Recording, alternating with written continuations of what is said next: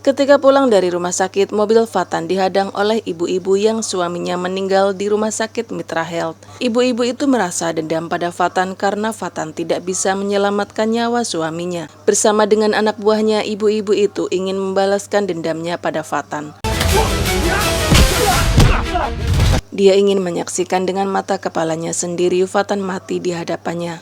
Dia pun memerintahkan semua anak buahnya untuk menghabisi Fatan. Fatan berusaha untuk melawan mereka, tetapi sayangnya Fatan kalah karena Fatan dikeroyok. Fionika yang masih berada di dalam mobil merasa khawatir dengan keadaan Fatan, dan dia melihat sebuah kesempatan untuk mendapatkan simpati dari Fatan. Fionika turun dari mobil dan pasang badan untuk melindungi Fatan. Anak buah si ibu-ibu galak itu kemudian menghajar Fionika hingga muka Fionika bonyok. Melihat hal itu, Fatan merasa tidak tega. Dia mengumpulkan semua tenaganya untuk melawan mereka.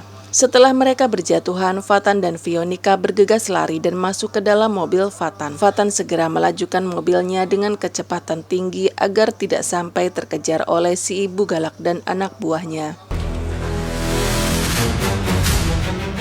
Kansa bermimpi buruk tentang Bu Linda. Di dalam mimpinya, Kansa melihat Bu Linda berteriak kepanasan oleh api neraka. Kansa merasa khawatir dengan keadaan Bu Linda. Kansa pun segera menelpon Bu Linda untuk menanyakan keadaannya. Kansa?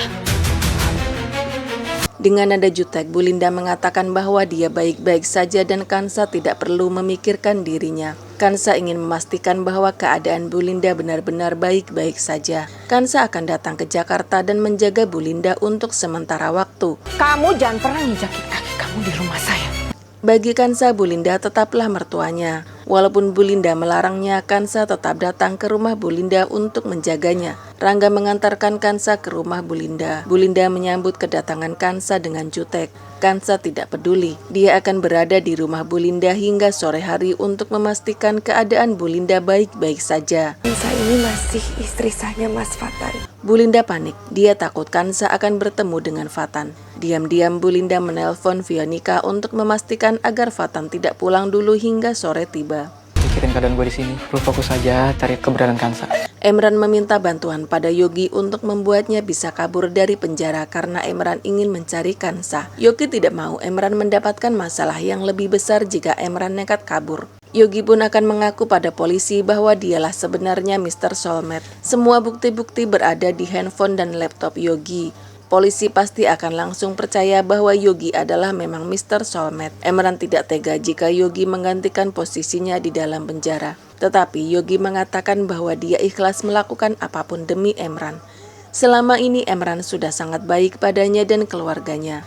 Emran juga telah memberikan uang yang sangat banyak pada Yogi sehingga Yogi bisa membuka sebuah usaha.